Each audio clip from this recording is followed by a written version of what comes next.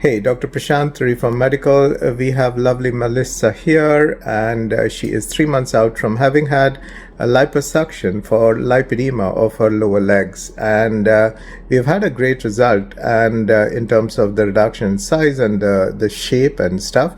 But she said something which really resonated with me, because lipedema liposuction is not just a cosmetic procedure. It has got a functional significance.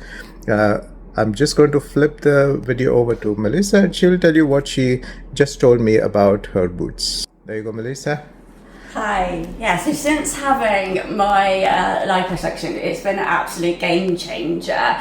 I wouldn't have worn a dress before. I always wore things that came to the ground or trousers.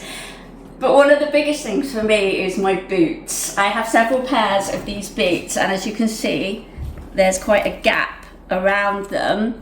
Before surgery, I could only do them to there, and it was skin tight on my leg. And when I first put them on for the first time, I was so excited.